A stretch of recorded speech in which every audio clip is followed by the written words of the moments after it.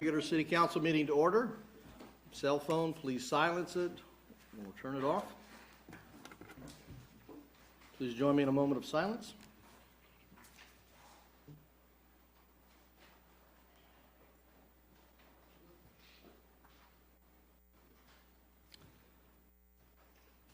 Please stand and join me in the Pledge of Allegiance. I pledge allegiance to the flag of the United States of America and to the republic for which it stands, one nation, under God, indivisible, with liberty and justice for all. Please be seated. Mr. Meehan, would you call the roll, please?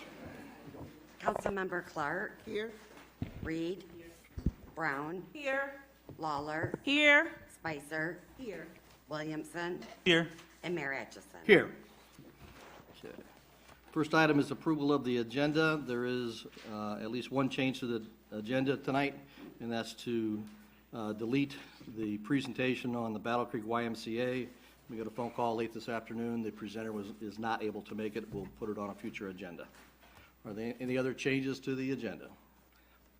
Councilmember Brown. Yes, I have a correction, actually. Letter G, the date of the incident is incorrect. It should read November 24. Good point.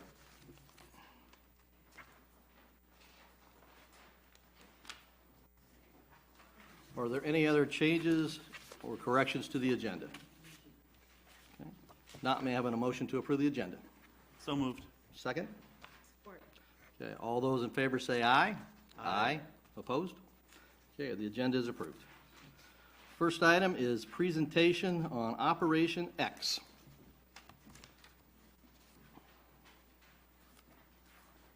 Good evening. Good evening. Good evening. I am Charitable Chapter.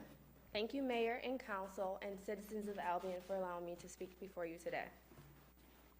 I am excited to talk about Operation X.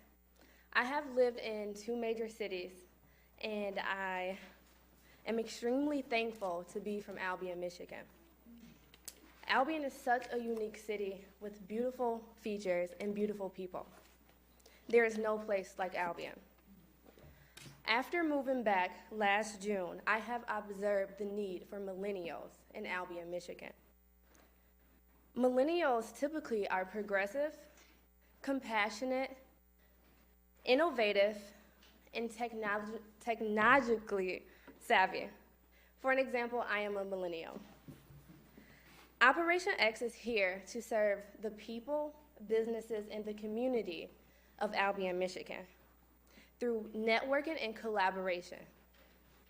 Our main goal is to connect the citizens of Albion to resources, connect organizations to the city of Albion to citizens for those resources, create fruitful collaborations to create innovative ideas, and highlight positive transformations. Operation X believes if we network together from Albion College to West Ward, there is nothing that we cannot achieve together. Operation X first event will be held Saturday, June 1st at the Ludington Center from 2 to 4 p.m. This event will include networking, innovative fun, and a step towards positive change. In closing, I would like to invite you all to stay connected with us on Facebook or via email, and I welcome all questions. Thank you for listening.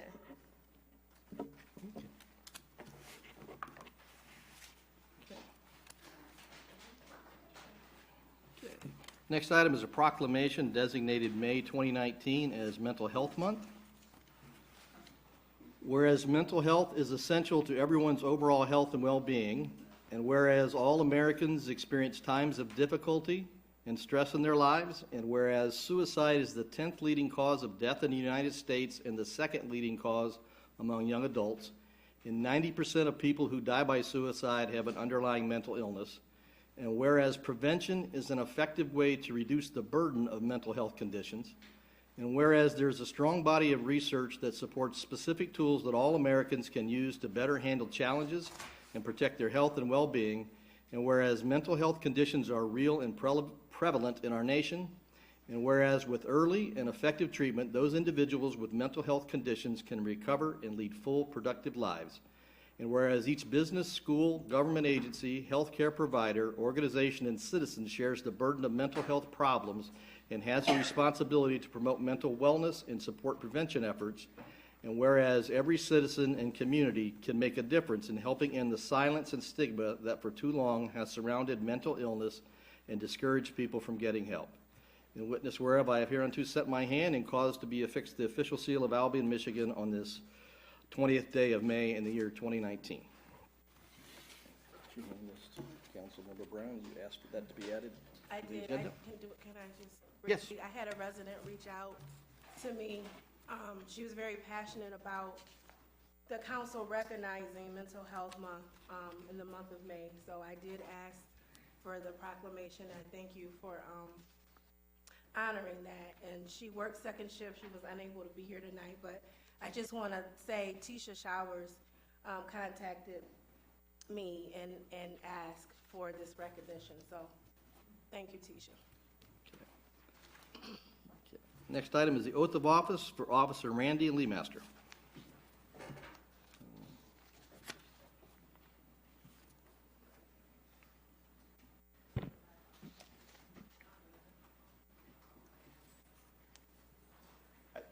I'd like to introduce everybody to our newest officer, Officer Randy Leemaster. She joins us from Gaylord, Michigan, where she attended Northwestern Michigan College, yes. And she just recently graduated from the police academy there a couple weeks ago.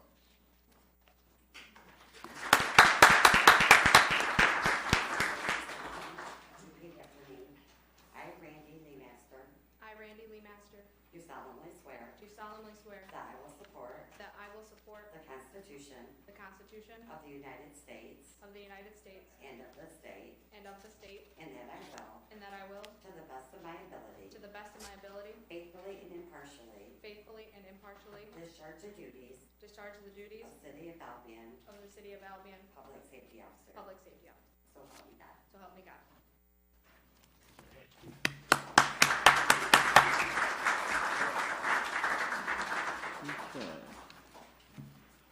Okay, public comments.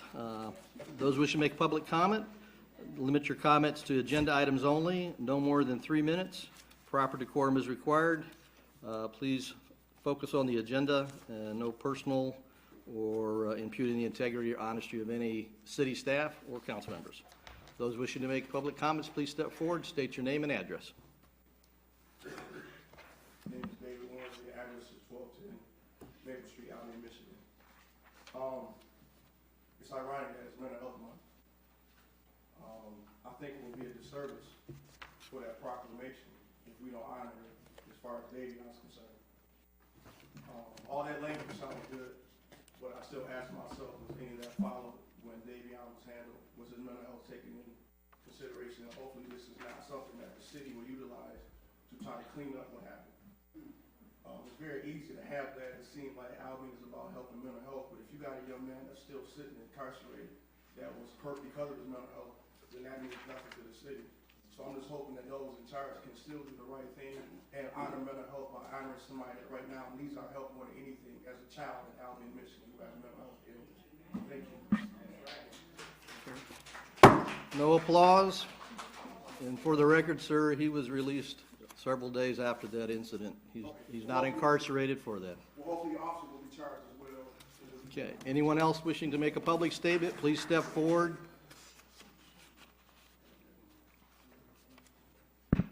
Good evening, Council. Garrett Brown, 1016 South Superior Street. One of the things that I know item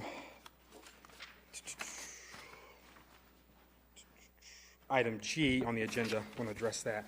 There was a public comment at the last meeting. I believe Mrs. Dick mentioned it, and then also I believe, I want to say Mrs. Miller mentioned that as well. I think it's important. I agree with him. I think if the council is going to pursue an independent investigation, I don't think that there should be a situation where the police chief is the interim manager during that period. I agree with them. There's other things I can say that give me pause about what's happened around this issue and how that's become public and what information was shared and what FOIAs were waived, cost fees were waived. And I think that gives me concern that that level of interference or attempt to sway the perception of what the community is aware of concerns me. So I would agree with them that, if you all are going to budget and issue a RFQ for the investigation, I think that there should be a change in that, at least during the period of that investigation. So, thank you. Are there further public comments on agenda items this evening? Okay, seeing none, may I have a motion to go into closed session? So moved. Second? Okay, all those in favor of going into closed session, say aye. Aye. Opposed? We are adjourned to go into closed session.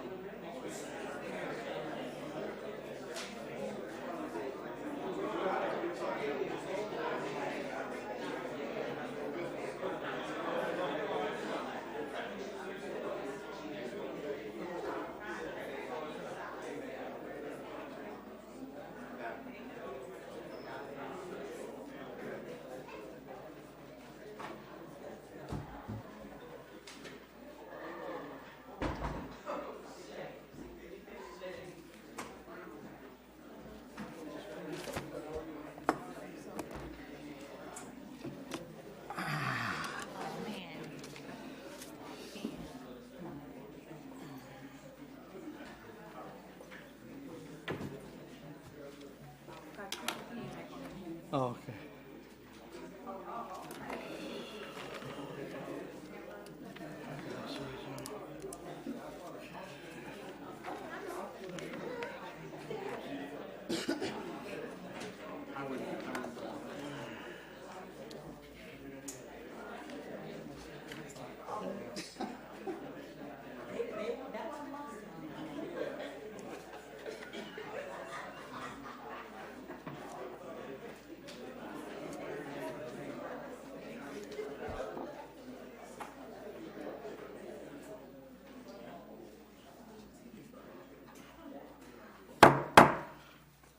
Call the meeting back to order.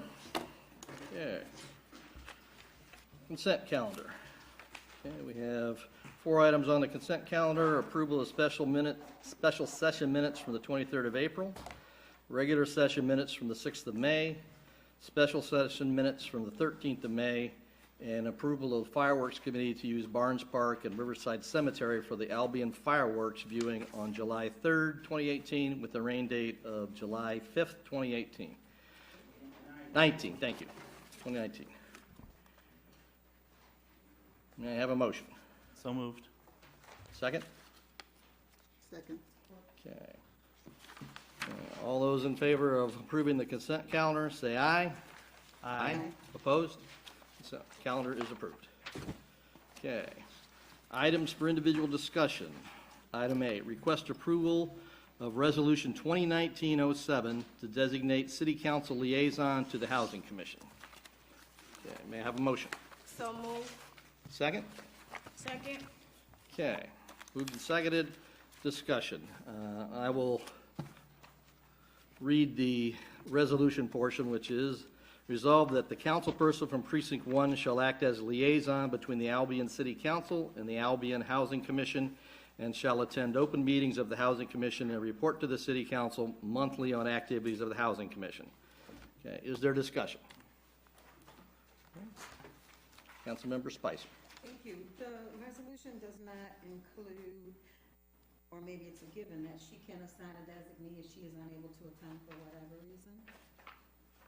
Sickness, illness, out-of-town vacation, or is that just a given? Since they're open meetings, any other council, you could have another council member go to the meeting if you wish.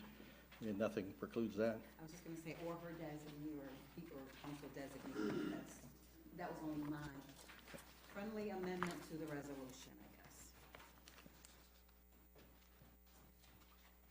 Further discussion? Okay.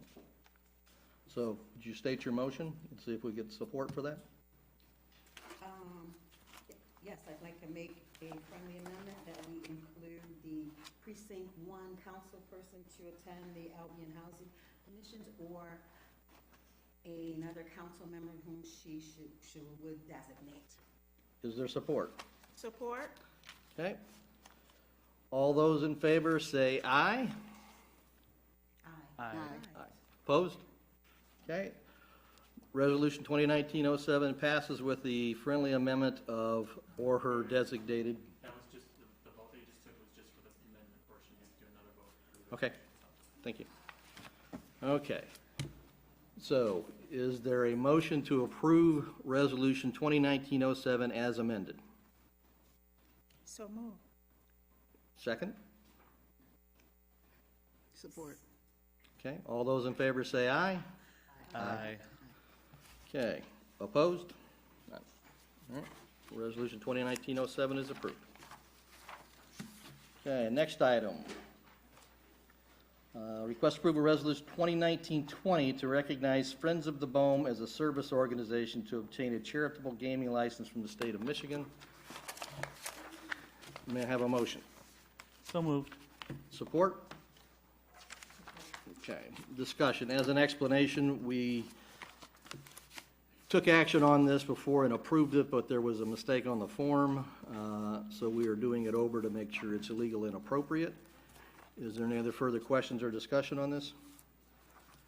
Okay, it's been moved and seconded to approve Resolution 2019-20 to recognize Friends of the Bohm as a service organization to obtain a charitable gaming license from the state of Michigan. All those in favor say aye. Aye. Opposed? Resolution 2019-20 is approved. Okay. Item C, request approval resolution 2019-21 to repair Clark Pump Number 2. May I have a motion? So moved. Is there support? Support. Okay. Discussion. Just to inform what's going on with this, we have to take bacteriology tests on all of our pumps periodically. This is a pump that has been placed back into service or fixed to be placed back into service on Clark 2 so that we can fix Star 2. When that was tested, there were some fecal counts that were counted on the bacteriology test. So in order to be able to use that pump, we have to pull the pump and chlorinate. And that's done by an outside company, and the cost is about $6,000 to do that.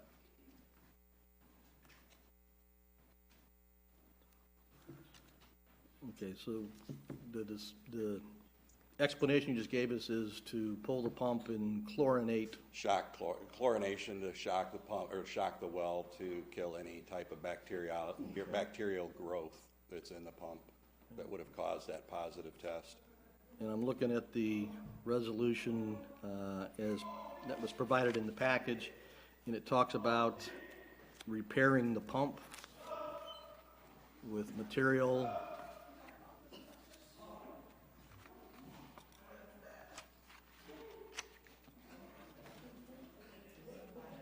I don't have a copy of the resolution sitting in front of me. Okay. So Yeah, it talks about materials and pipes and concrete and labor.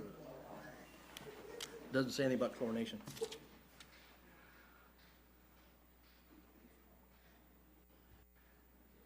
that's what it's basically for. So I'm not sure how that got set to be exactly what it is. Yeah, so we're not modifying the pump. No, we're not chlorin- modifying okay. anything or doing any other work. It's basically a bacteriology hit that we have to chlorinate for. When they go in to remove the pump, all of that work has to be done. Okay. In order to do it. Maybe that's a better explanation. Thank you. Okay. Okay, are there any questions or further discussion by council? Okay. It's been moved and seconded to approve Resolution 2019-21, which is to authorize up to $6,300 for pump number 2, Clark Street pump number 2. Okay. Would you read the roll, please? Councilmember Brown, Yes. Lawler, Yes. Spicer, Yes. Williamson, Yes. Clark, Yes. Reed, Yes. and Mayor Atchison. Aye, yes. Okay, Thank you, Tom. thank you. All right. Okay, request approval of first reading of ordinance 2019-04, an ordinance to amend ordinance 58-161 fireworks. Okay.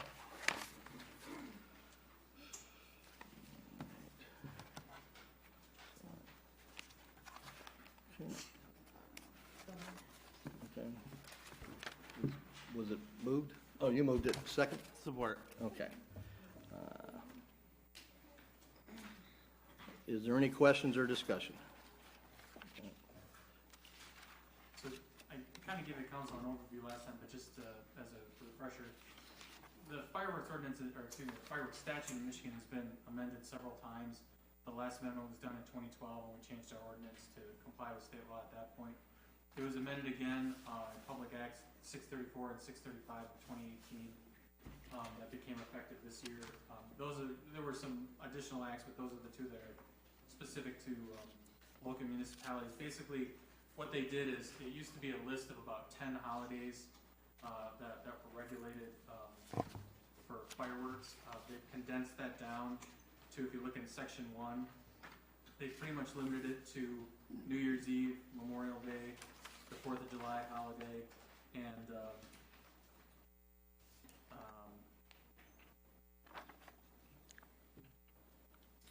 Memorial Day. That should actually, I apologize, on E, that should say Labor Day. So that should be corrected. The other changes that they made, well, they've changed it so that you cannot discharge fireworks on public property, school property, church property, anyone else's property without their permission. Another large change that they've made is they've changed the fines. They have set a violation of the ordinance to be a civil infraction. It is a civil fine of $1,000. That's not a fine that we have discretion in, and that the state statute says that a violation of the law shall be ordered to pay a civil fine of $1,000, so it's a mandatory fine. The violation of subsection 2, which is discharging on public property or someone else's property, is a civil infraction, $500. And then subsection 3, which is using fireworks while under the influence of alcohol or drugs or both, is again a civil fine of up to $1,000. So that one's discretionary. We've set it up so that the ordinance will be in place before the 4th of July. And I'm happy to answer any questions that the council might have. Any questions from council? All right. If you would call the roll, please. Councilmember Lawler, Yes. Spicer, Yes. Williamson, Yes. Clark, Yes. Reed, Brown, Yes. and Mayor Atchison. Yes.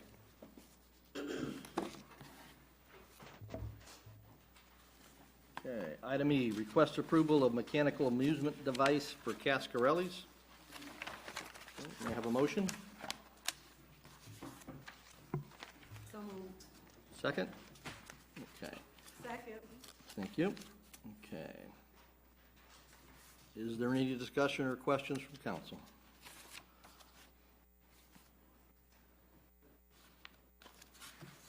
So the finance department asked me to bring this to the council's attention. Coscarelli's is behind on their personal property taxes. They got onto a payment plan with our former manager, Ms. Mitchell.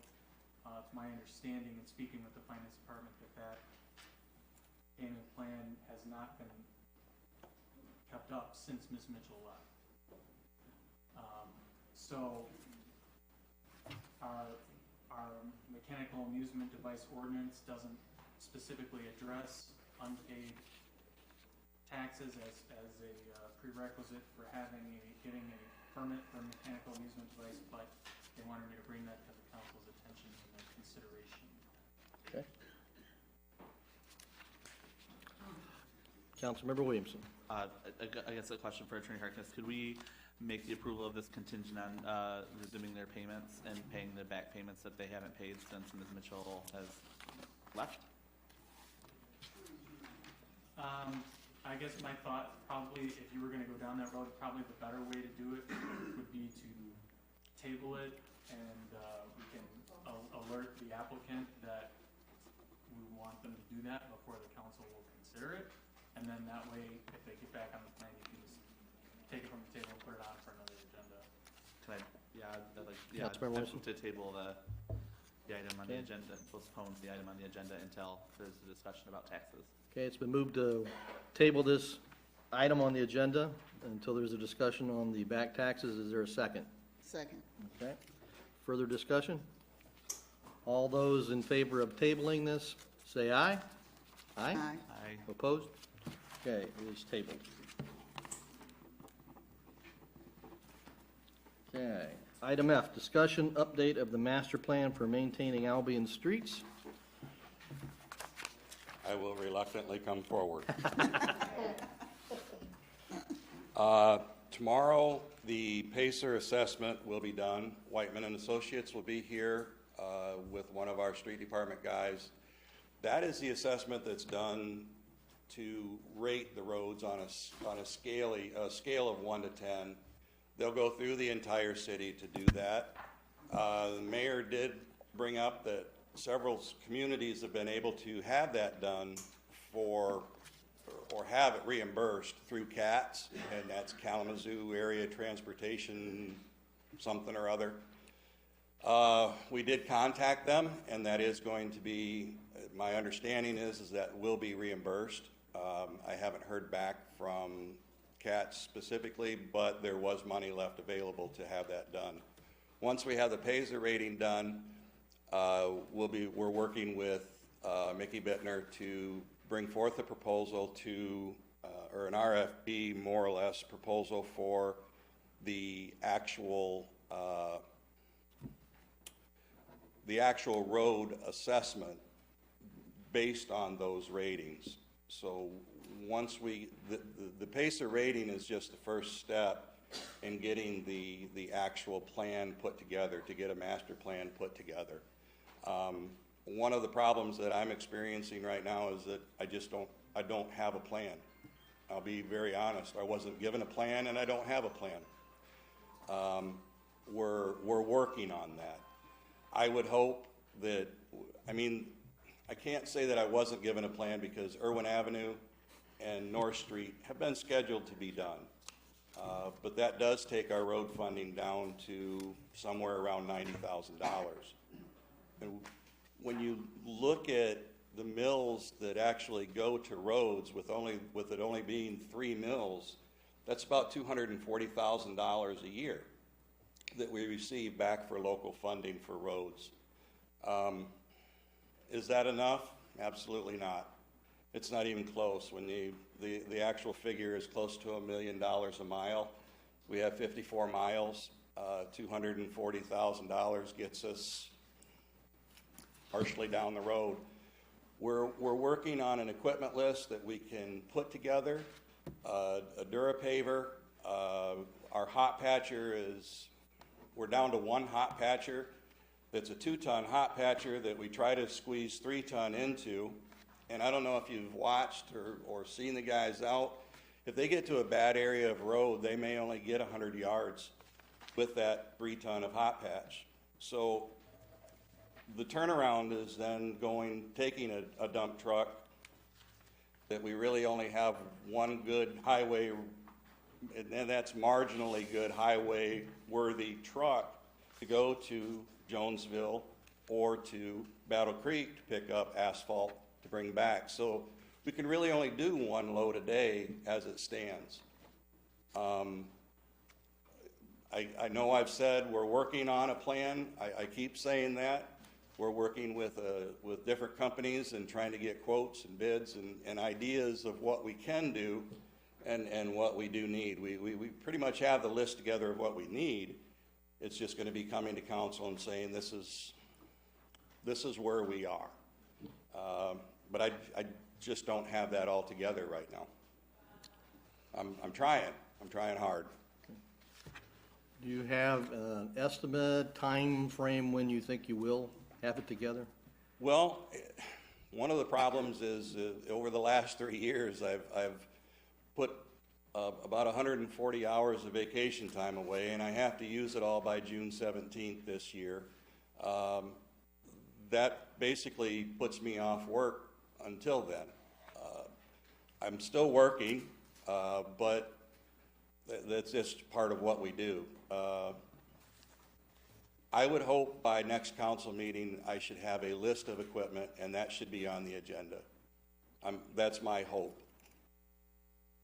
And I think where we're at right now, we could probably get there. Don't you think, Scott? Yeah. Councilmember Brown. Thank you. So, Mr. Phillips, thank you for the work you're doing to address our issues with the street. And I heard you say that you're hoping to have a list of equipment that we need by the next council meeting. So I guess my question is, you address the equipment that we need, but Can I? there's no plan to fix. So, and I guess, and I also want to know, what supports do you need in order to help you and assist you with?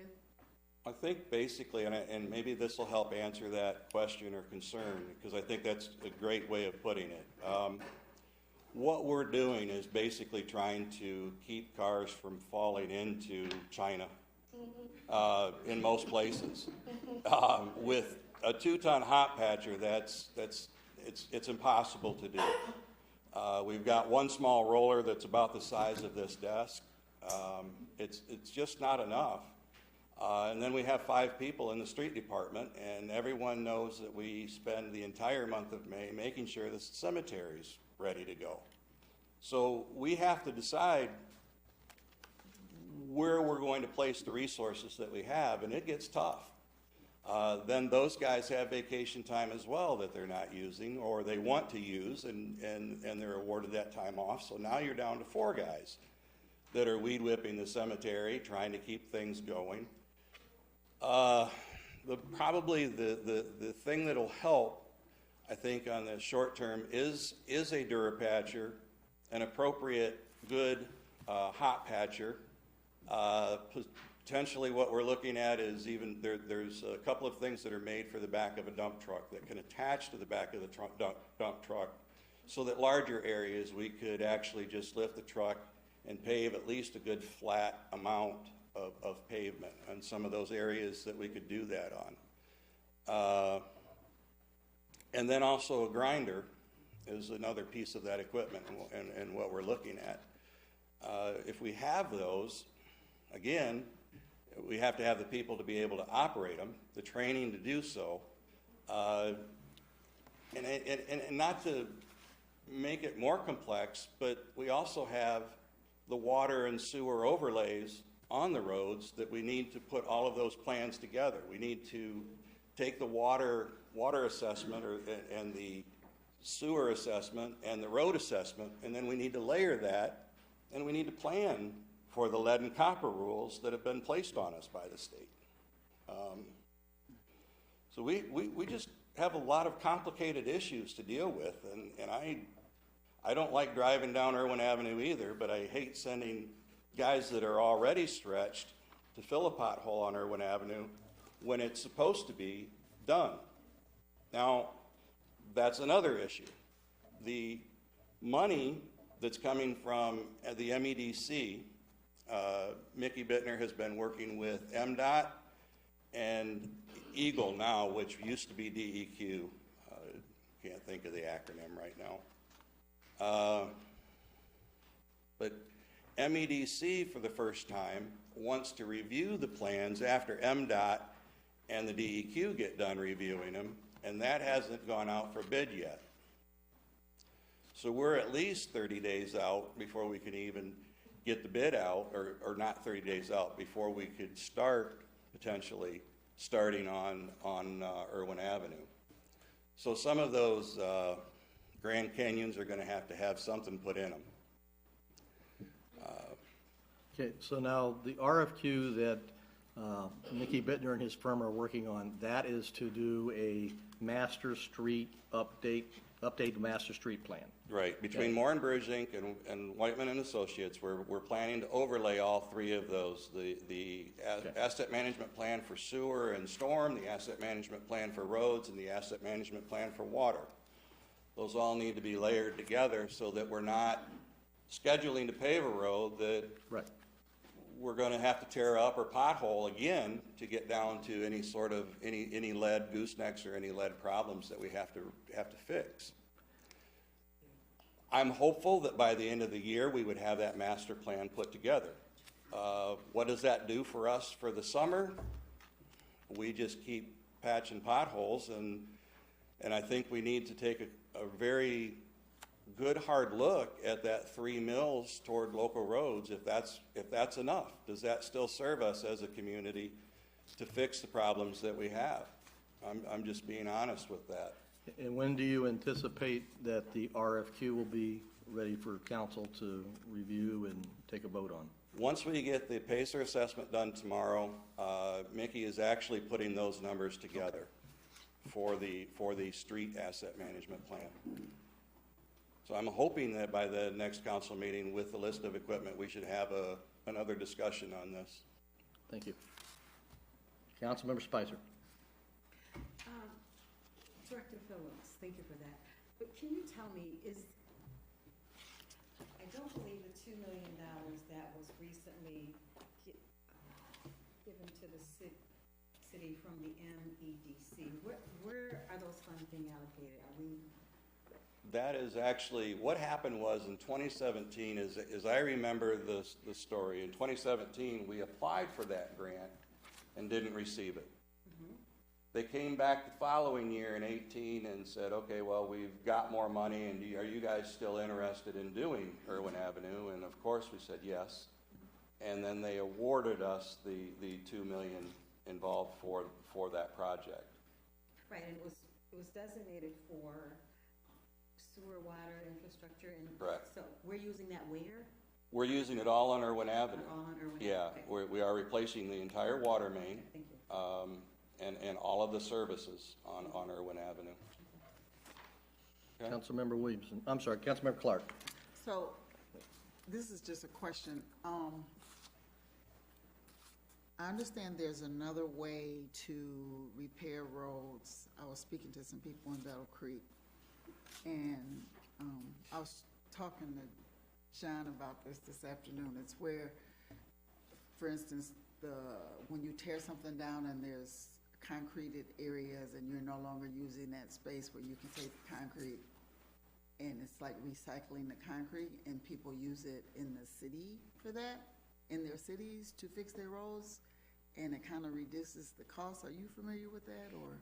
There is a way to recycle millings and asphalt. We don't have the equipment to do that.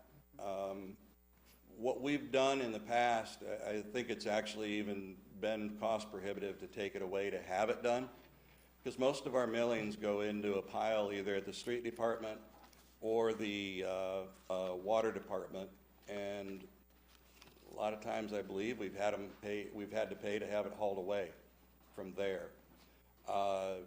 There is a pavement recycler that can be used.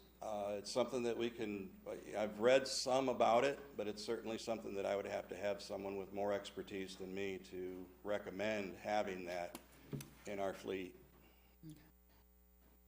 Just a suggestion. Oh, sure, absolutely. If some of the roads I think would be good to just get ground down, and I mean, we've thought about that, but if you remember out on Erie Street, East Erie Street, the dust problem that created was just horrendous for residents on that end of the road, out by the old hospital and on out to the city limits on Finley. It was just terrible, and we couldn't keep enough oil and water on that road to keep the dust from flying on everything. Councilmember Williamson. So in the, with the consultants that you're working with, we're going to develop a master plan, similarly to the water asset, the sewer asset plan that came before us with mills and how that would look. Are they going to do the same thing? They will. So it'll be the comprehensive pricing, and then how many additional, I guess, mills would need to cover it in a time period, or the road asset, there's 3 different asset management plans that we're dealing with right now that we want to overlay. The road asset management plan is the one that I am not the clearest on yet, as to will there come a recommendation from that of what we should have our millage set at if we determine as a council, as a city, that we want to do X number of miles a year, this is what it's going to cost. There's a number of ways to do the roads, but it's going to depend on that water as well. Now, the nice thing about that is with water and sewer rates, when we have to dig up a road, we can then utilize some of those funds to redo that road. So it's just all has to be looked at in that way. Does that make sense? That we'll be able to do some of that and hopefully get more roads done using the water and the sewer funds as well. Because we have to get down to the water. Any other questions? Good question. Councilmember Spicer. Thank you. Director Phillips, are we, being a designated Project Rising Tide city, are we eligible for any funds from the state, future funds from the state in that regard, or has anybody looked into that, or is that not possible, or? We've tapped into that for a couple of, They have a subcommittee for infrastructure from that. Well, one of the things that we've done is $9,800 of the water asset management plan has come back to us in a grant, or is supposed to come back to us in a grant. I believe Scott sent the paperwork forward on that. I'm pretty sure it was done through Haley and Scott. The $9,800 to help offset the cost of the asset management plan for water. Linda Lanou is our liaison. We have spoken with her often. Yes, there are contacts that we can make, but a lot of that's done through the MEDC. We've talked with Paul from USDA, and I can't think of his last name, but Bristol? That's right. Paul Bristol from USDA, and really, when we get to that point, there could be or should be quite a bit, substantial amount of grant money to increase the amount of projects that we do. Not, I want to say anywhere from 45 to 75% of that could be grant money, which would be absolutely awesome, because instead of doing a $5 million project, we can be looking at doing a $10 or $12 million project then, and most of that would be granted money. So, but as we move forward in the asset management plan for water and the rate study for the water and for streets, all of those funding vehicles, or those funds will also go through Dawn Lund, who did our water rate study, and she'll calculate all of those variables in and come up with what we should be looking at. Any further questions by council? Thank you, Mr. Phillips. Okay, one thing, if you would look at, he has all these folks over there weed whacking and working in the cemetery, whether we could do temporary hires or something to free up some of that. Just take a look at that, please. Okay. And we have, yeah, we have done some of that, so it all helps. Thank you. Okay, item G, discussion approval of an investigator or an RFQ for investigation of ADPS incident of 24 November 2018. Is there a motion? So move. What's the motion? Oh, I'm sorry. So I would like to, I know we've had someone else. Actually, we'll make a motion for this, we'll get it seconded, and then we'll go into discussion, and if you want to modify it or make it specific. That's what I thought I said. Okay. Support. Okay, Support. so Councilmember Clark. Okay. Brown. I'm unclear on the motion. So, are you making a motion to approve an RFP or for an investigation, or what exactly are you making a motion to approve? She made a motion to approve it as is written, and then we're going to have discussion, and she's going to clarify one or the other. It's written as an or, so she's moving to approve an investigator or an RFQ for investigation of the incident? Which one? So Councilmember Clark, would you state your motion? So what I would like to do is, we've had another firm come in before, or to support us before, that did a good job. And so I would like the labor attorney, I would like to look at that firm as far as coming back in to do this investigation. And I feel like that they would do a good job and be objective, because they have no ties to us in any way. Okay. So your motion is to appoint the same law firm to do this investigation as was used last time. Mm-hmm. Is there a second? Support. Okay. Discussion. Brown. Thank you. So I do believe there's, I do not support the labor attorney doing this investigation. I think that you look at the dynamics of Attorney Harkness's firm represents the city, and I do believe you recommend the labor attorney, correct? I'm sorry. Attorney Dietz, Chelsea, is working with the city upon your recommendation, is that correct? Working with the city. She's the city's labor attorney. Right.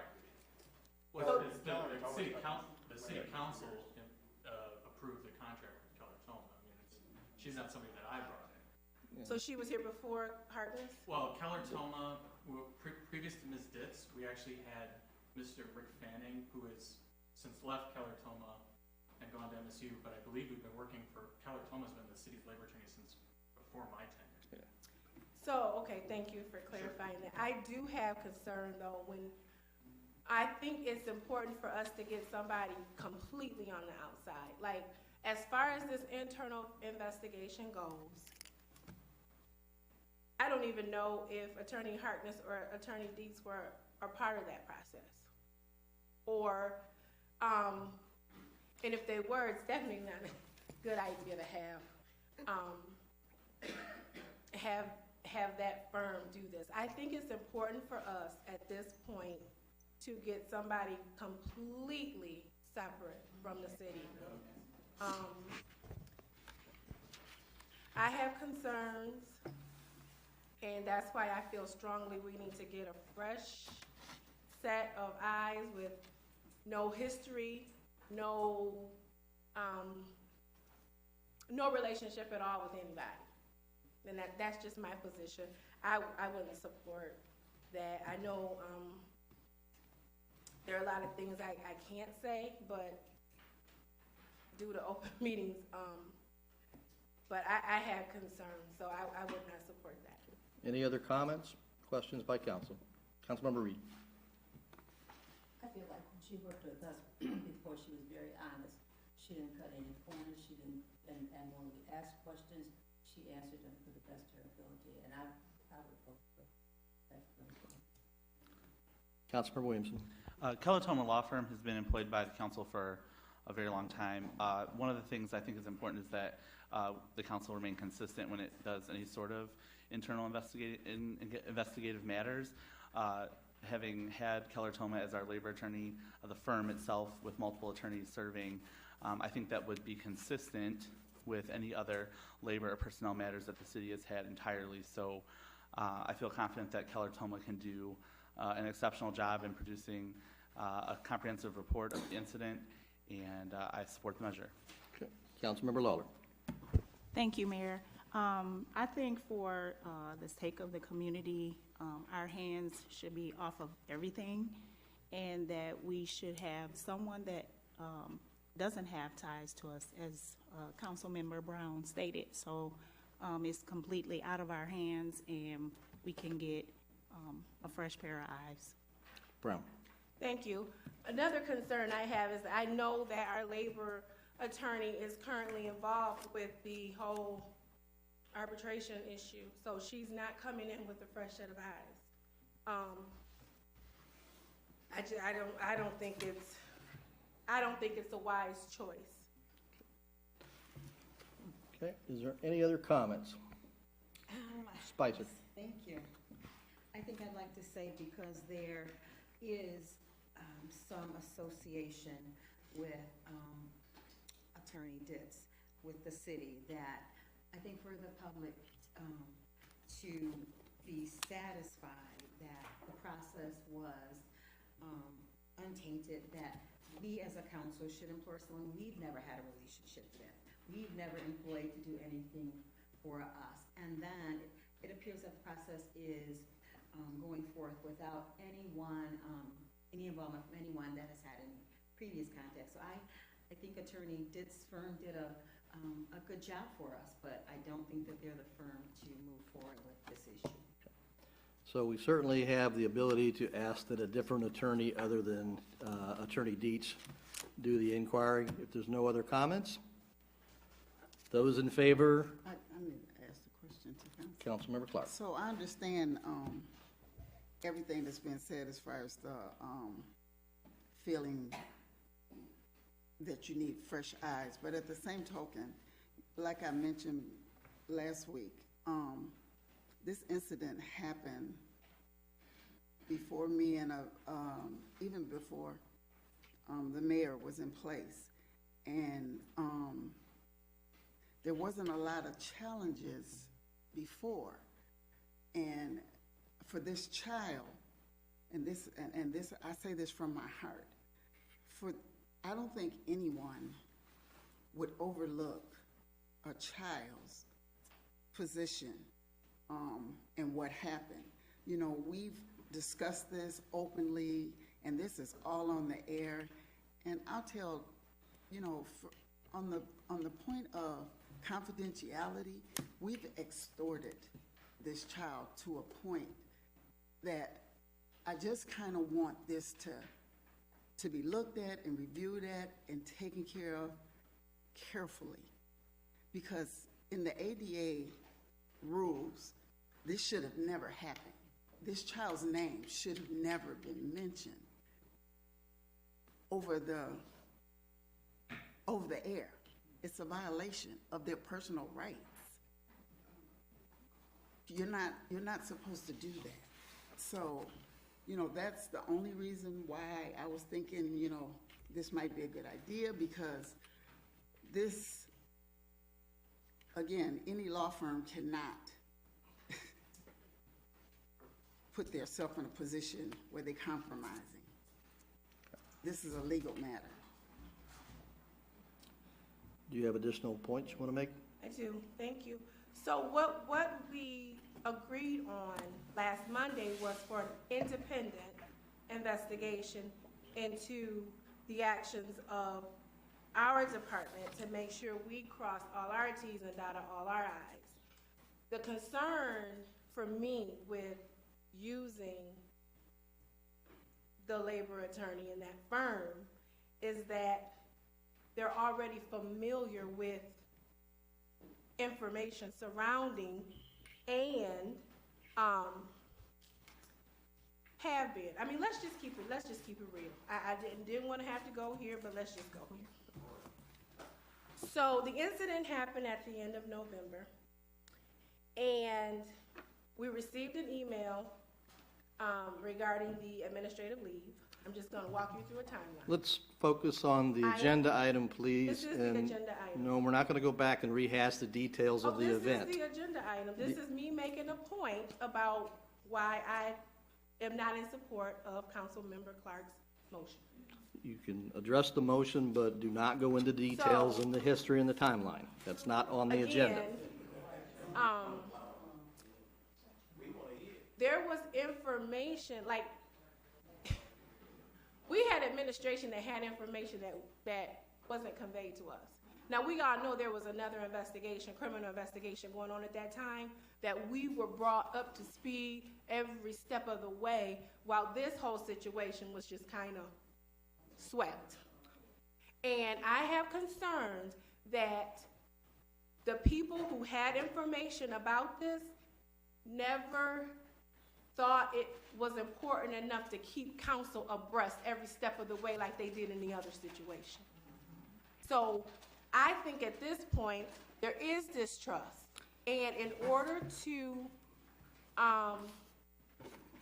make sure everything's on the up and up, it doesn't hurt anything to get someone completely separate and completely distant from the city and any relationships with individuals within the city, and that's my position. Councilmember Williamson.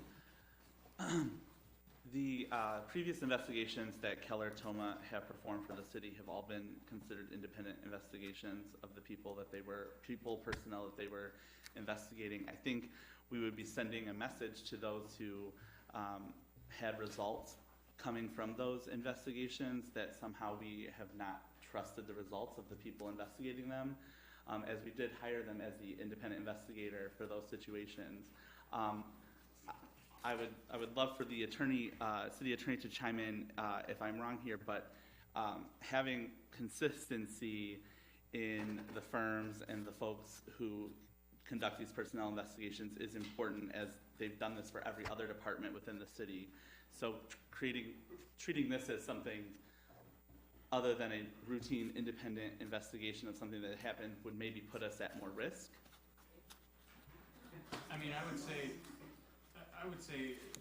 whether you want to remain consistent is a determination that council needs to make, but I will say that in the past, Keller-Toma has done our internal investigations outside of our, I guess when we've gone beyond what would be our standard procedure.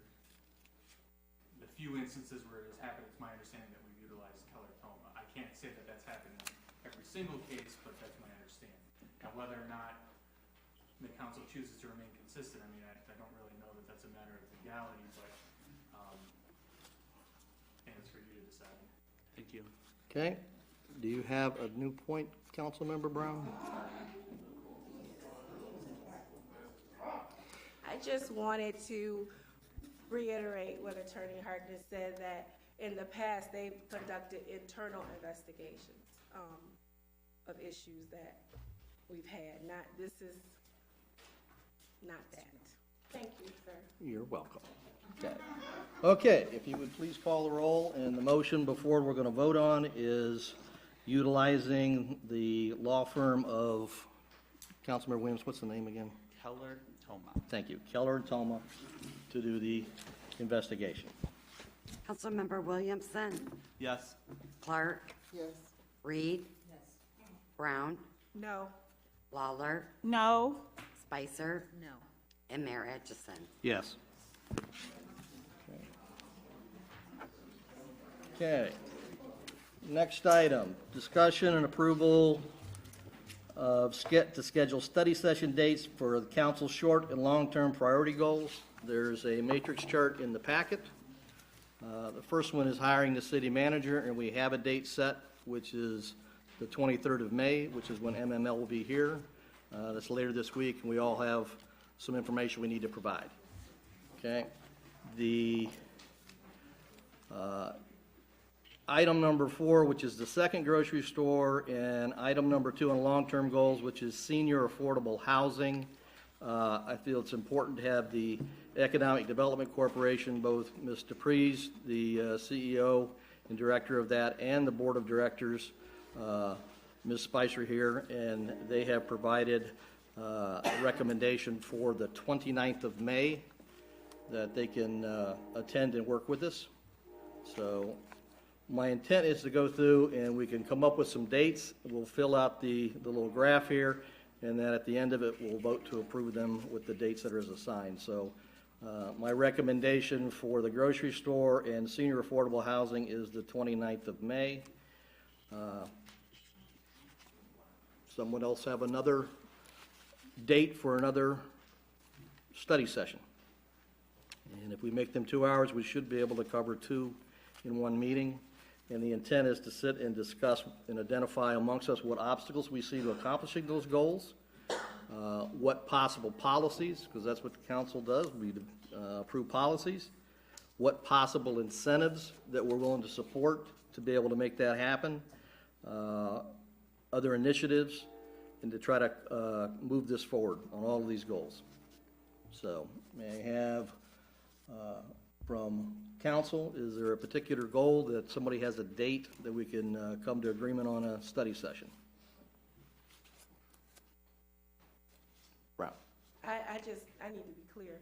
Are you suggesting we come up with dates for each one of these goals, or are we coming up with a date to discuss everything?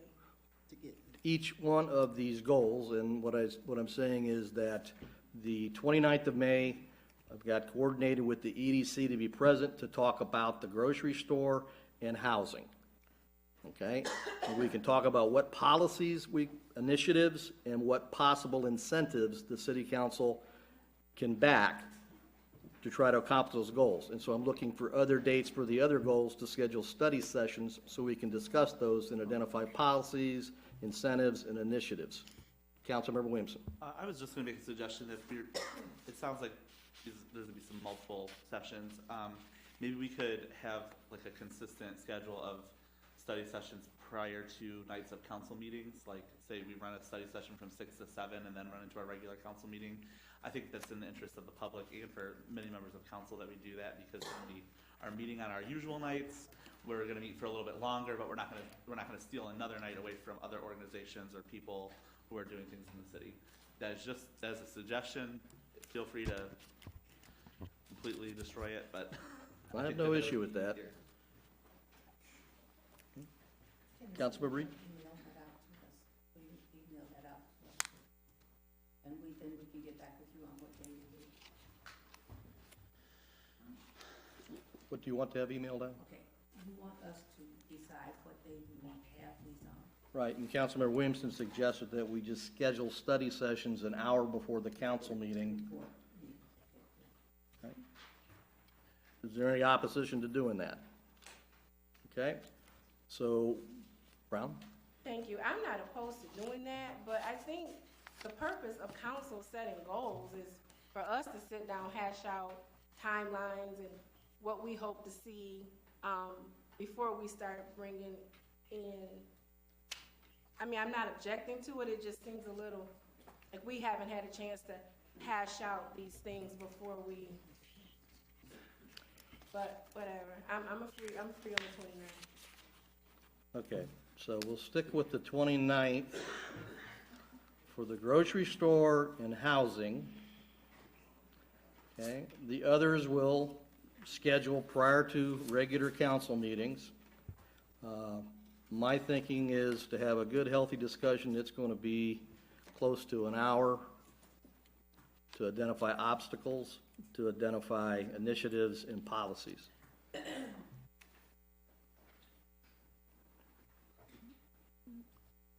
Okay, no disagreement with that. So it'll essentially end up being one of the goals per council meeting then. Okay? All right?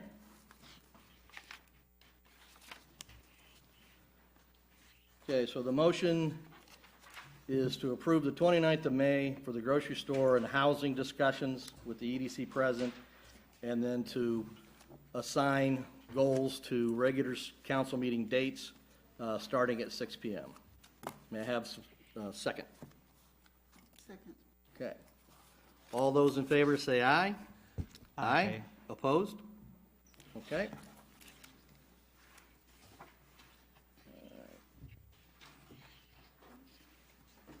Future agenda items. Councilmember Lawler.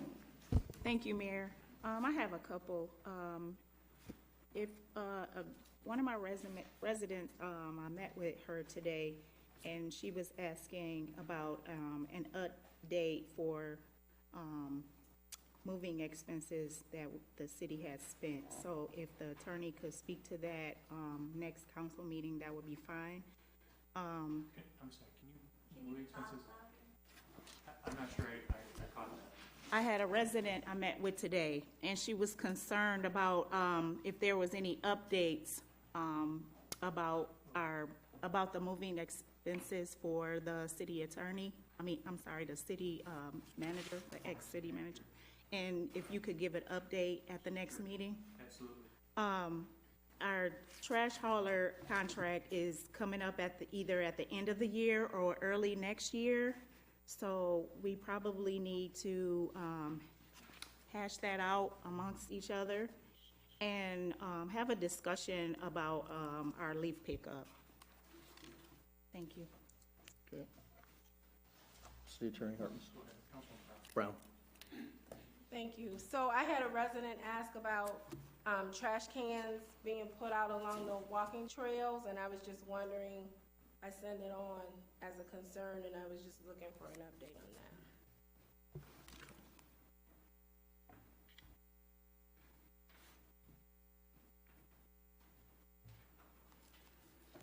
Okay. All right. Public comments. Oh, do you have something to Attorney? Yeah, I'm sorry. So I'm going to bring to council something that's become at least a concern in some of the other municipalities I represent, and in speaking with some of the public safety officers down here, and I had a discussion with the chief earlier this evening. Apparently, the new big thing with youth is vaping. And from what I'm told, it's become problematic with children in schools getting a hold of these devices, whether they're using nicotine before they're of legal age or other controlled substances through vape devices. The state is actually enacting a state law that is regulating that as part of the Minor in Possession of Tobacco Act that changes to integrate alternative nicotine products, which is basically vaping.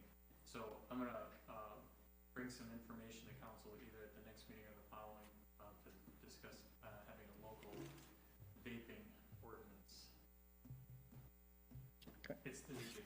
I don't claim to understand these kids. Councilmember Spicer. I'd like to have an update on rental certification. I believe we're meeting later this week, and so possibly Director Tracy will be able to update us. Okay.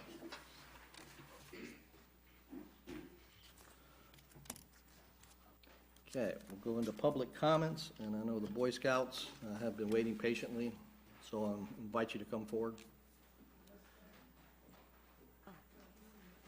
We're going to do the Boy Scouts first, please.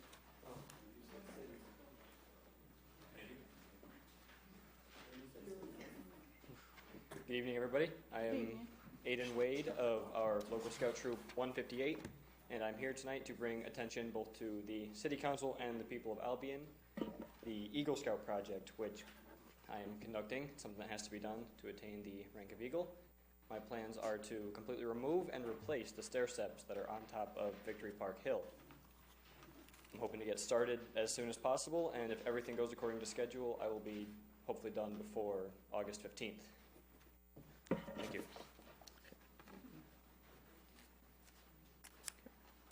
Further public comments?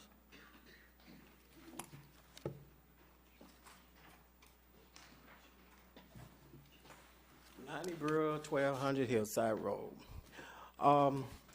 My understanding, I thought the taxpayer is the one that, if they got a big concern about something, their word and their opinion do count.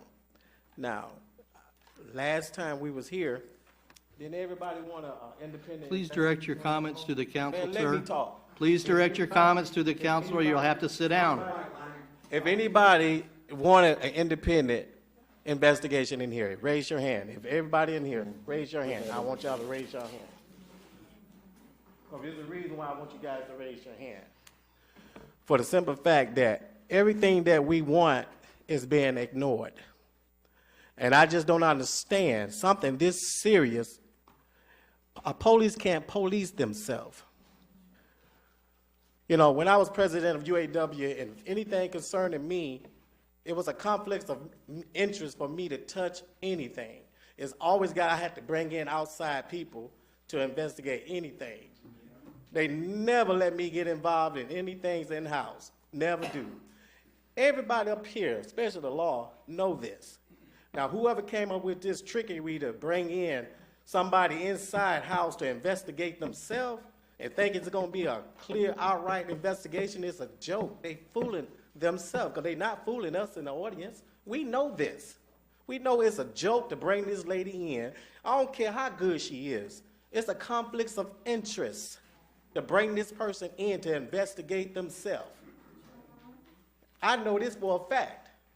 Then this is what upset me the most, because then you guys don't see the seriousness why we so angry. Because you don't take it serious. So how we going to take you serious? That's a joke to tell us somebody from the outside inside and do a fair investigation when they kept everybody out of the loophole for the last 5 months. No attorney, nobody came. You didn't, the attorney right here, nobody came and say this is what's going on. But then you think another investigator, another lawyer that's from the same branch is going to come in and say, oh, really? Now, everybody knows it's a joke. Except the city councilman. I don't get this.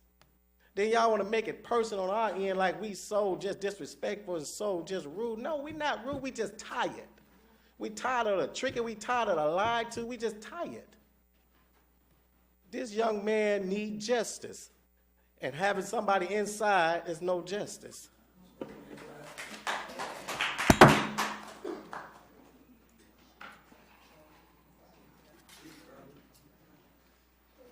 Fred Alexander, 208 Watson Street.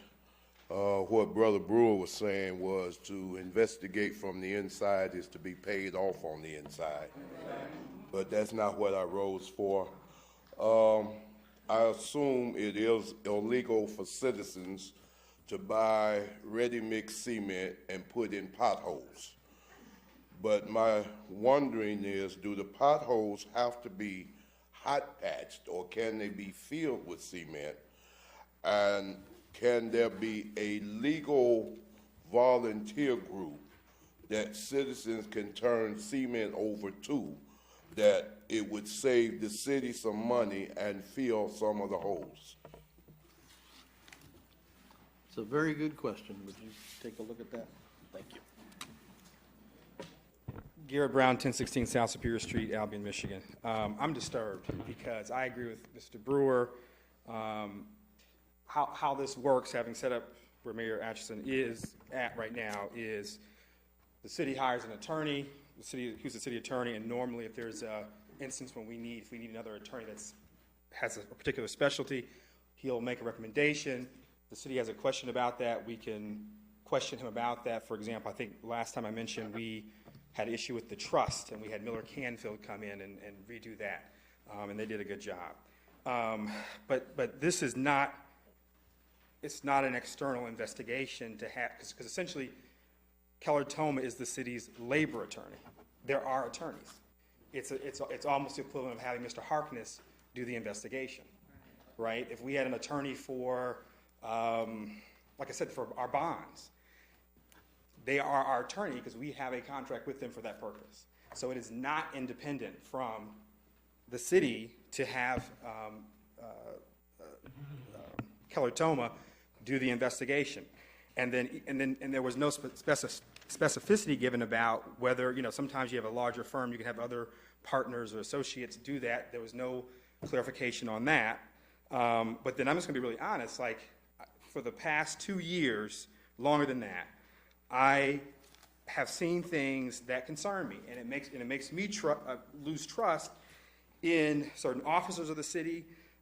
When you have information being leaked from closed sessions to people online who are pretending to be journalists, when that's coming from public safety, from the highest office in the city, that raises some concerns about trustworthiness. And I was sitting there, and I really don't want to go there, but the last election, there was 461 votes cast in Precinct 1, 317 in Precinct 2, 278 in Precinct 6. That's 115 for a recall in 1, that's 79 signatures in 2, and that's 70 in 6. And to sit up here and do that, that's the last recourse we have. This is not right. It's not right. It's not independent. This should not have happened to that young man. And if we sit here and pretend like we're going to play politics, there need to be 3 recalls, 4, starting June 3rd and December 3rd this year. And I will support them because of this, because this is ridiculous. Okay, we're done with public comments. If you cannot be quiet, we're not going to continue with public comments.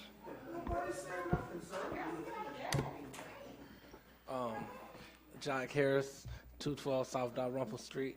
I'm actually slightly disturbed. Not too much because I've been witnessing it and people been telling me about it for a while. And I've been sitting and watching the past 2 and been seeing things on YouTube. But the council, in a general, it's like people already know which way y'all gonna vote based off of who vote first.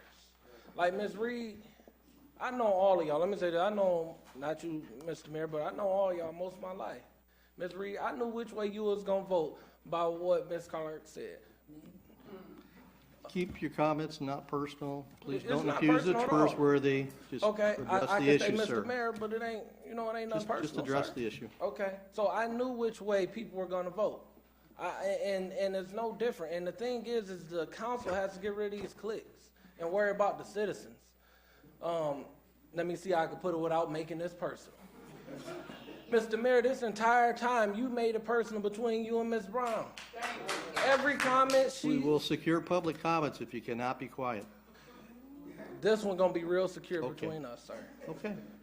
Every comment that was made by the person to the right of you, except for Chief Kip, you had some type of face roll or some type of expression, but when it was to the person made from a person next to her, you ain't had that same type of situation. And I believe being the mayor, you shouldn't be so objective.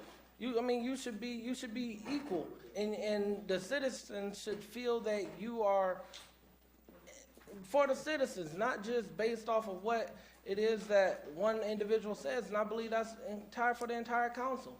If there's one person on the council that says, I believe we need to do this, I guarantee there's going to be one person to do it just because they buddy. If they said, let's figure out a way to shut down family fare, as stupid as that sounds, somebody going to vote on it because they buddy said it. Mr. Williamson said right now, for y'all to figure out a way to shut down Albion College, you would probably say yeah. And this is just the craziness of it. I'm looking at y'all, and we're all adults, and I want the community to feel like there's adults representing us rather than a bunch of kids playing in a clique, just figuring out how they can make their buddy happy. This whole thing with the entire investigation, one person said, let's do it to stay consistent. It's all a buddy system on that too.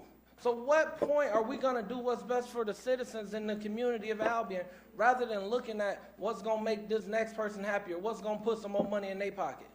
Because at the end of the day, we all we got. Simple.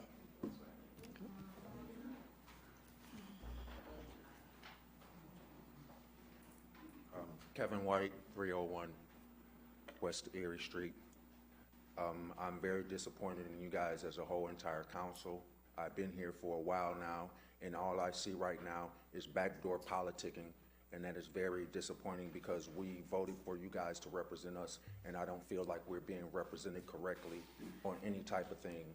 And this is very disappointing because this has always been a community where everybody raised each other, and it's not like that anymore. And it seems to be based more on race than anything, and that is not how I was raised or anything, and I'm very disappointed. This hurts my feelings. The way you guys have treated each other in this meeting has been deplorable. I don't like the way, Mayor, I don't appreciate the way that you talk to some of the individuals on your council. That is not right. You were voted to represent us, and it don't seem like you want to represent us. I'm very disappointed in this. This don't make no sense. Y'all been backdoor politicking for years. I don't understand how y'all let the high school get out of here, and we have graduates from the high school that are doing very, very well. I don't understand how you guys were able to come up with the money to do Superior Street twice in the last 5 years and not have any other street done. I don't understand that. I wasn't here for all of that. This is what I've noticed since I've been here, and I'm very disappointed because you guys are supposed to set an example of how our government is supposed to be. And with our president in the White House, it don't seem like y'all don't even care about us no more. And I want to know, why is this? Because we voted for y'all to represent us. And I feel very cheated, along with a lot of these other people, about how y'all do us and leave us like y'all don't care about us. I really want to say more and be more aggressive, but it is not my style. I want to just like jump up and yell, but it don't do no good. I mean, what does it have to take? I'm from a major city, and one of the issues that comes up is police brutality. I'm not saying that it's right. I'm not saying that the other person's right. The only thing that I could say is I'm happy the person is alive. Because where I'm from, the cops shoot first and ask questions later. And I don't appreciate how it seems like you guys are going to sweep this under the rug however you investigate it and then end up paying the family off. Thank you very much, sir. You're welcome.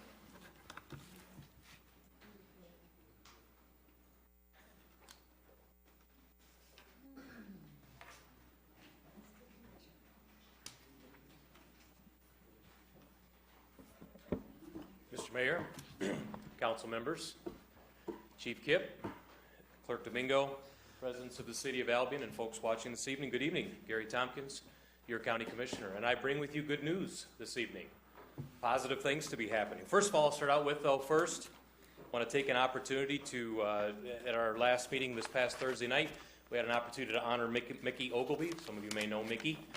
She serves as a volunteer Medicare and Medicaid assistance person at the Fork Senior Center, helping many of our seniors in the area out.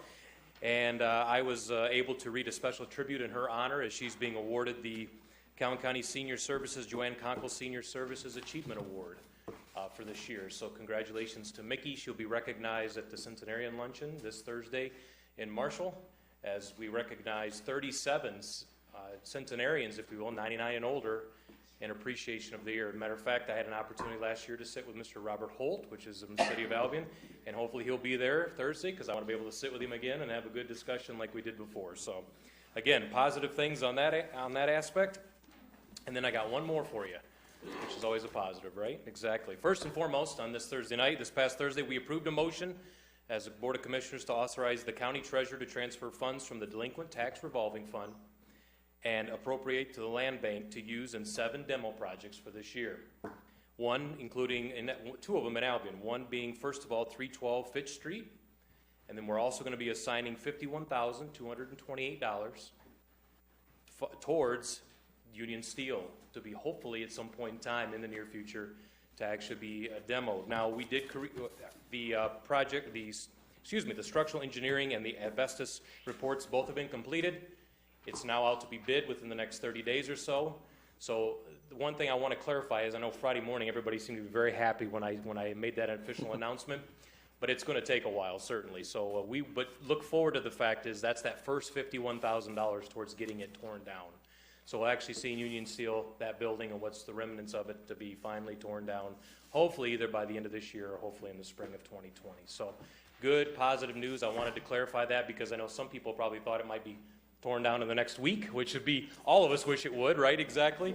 But it's an opportunity for us to at least move forward and have that to have the city rid of that building. So that's good news, right? That's very positive stuff. I know, Councilmember Lawler, you've been looking for that for some time, haven't you? So it's good news to actually be had. So, and then finally, I just want to take the opportunity to wish each and every one of you a very pleasant Memorial Day as we honor the fallen soldiers. We appreciate their service and in their memory. So with that being said, unless there's any questions for me, you guys have a very good evening. All right? Thank you very much. Appreciate it.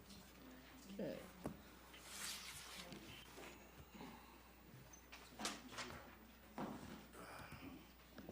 Donnie Brewer, 919 North Clinton Street.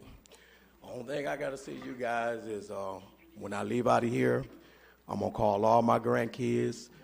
I'm going to tell them all weekend, I'm going to come and hug all of them because we need help. Thank y'all.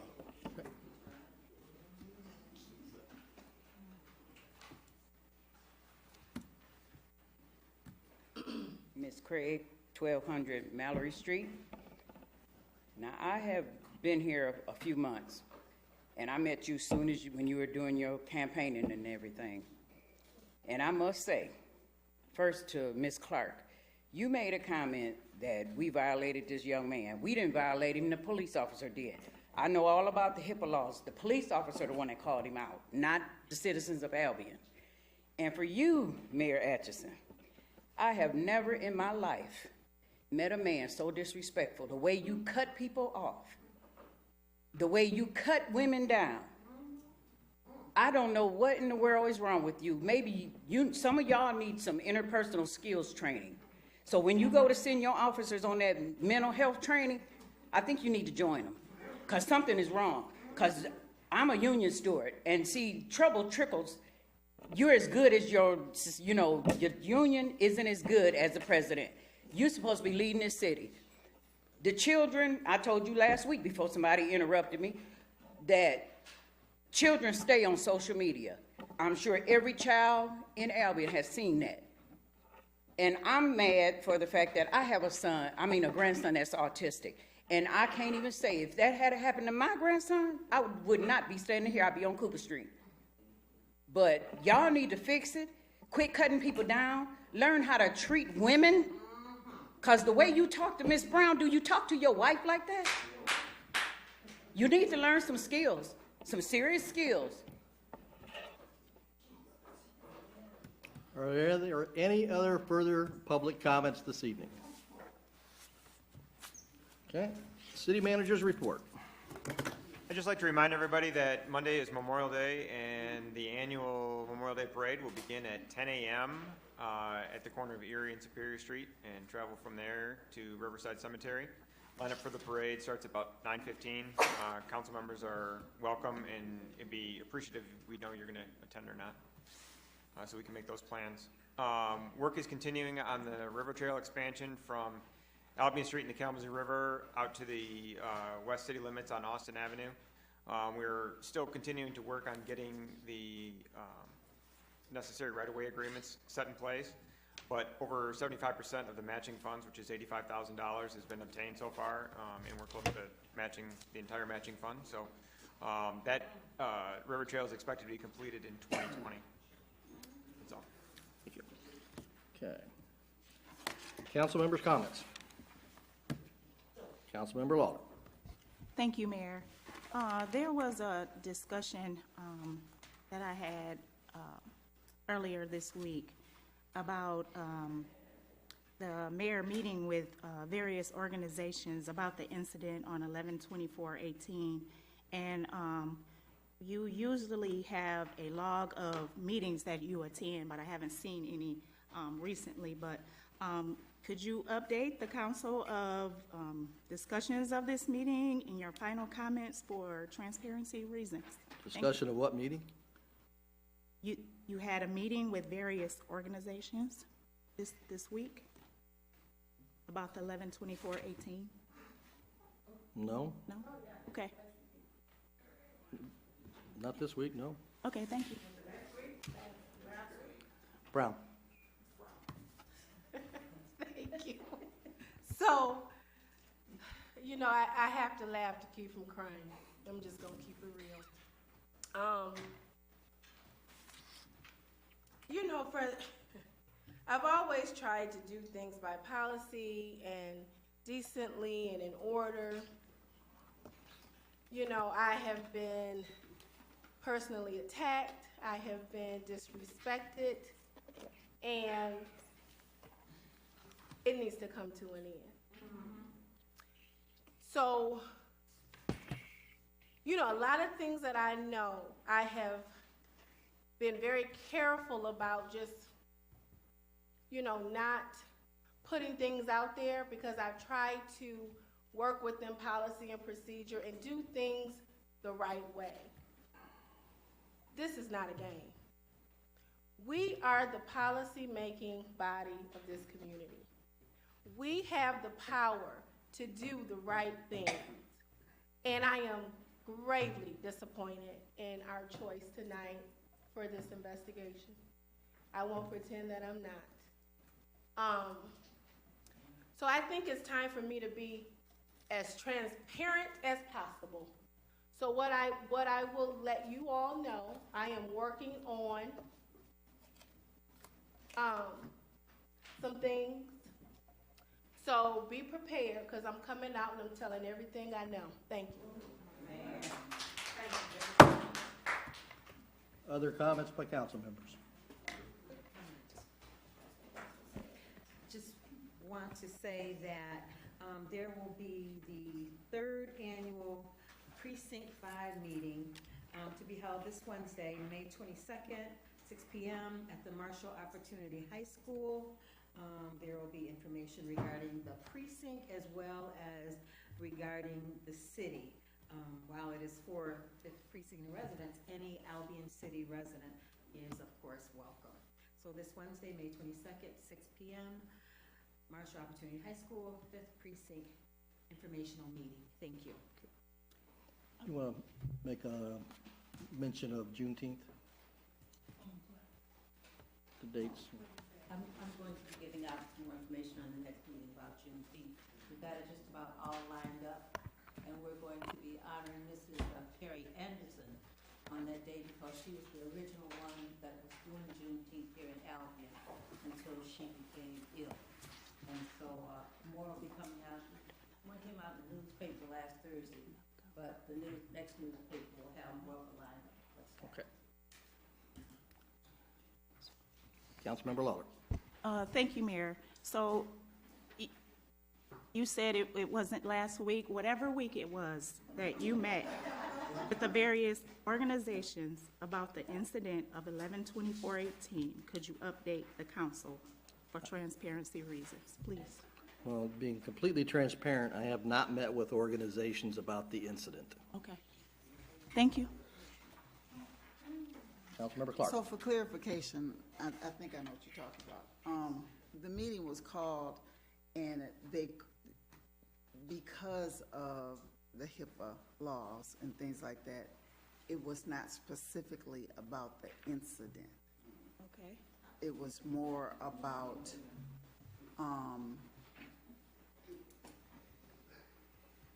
mental health standpoint, as far as the Summit Point and people that were there, what their standpoint is and things like that. So it didn't specifically talk about the incident, Okay, from so what there I was- understand. There was a little meeting. Okay. Okay, are there other comments by council members? Okay. May I have a motion? So moved. Okay, second? Second. Okay, all those in favor of adjourning, say aye. Aye. Aye. We're adjourned.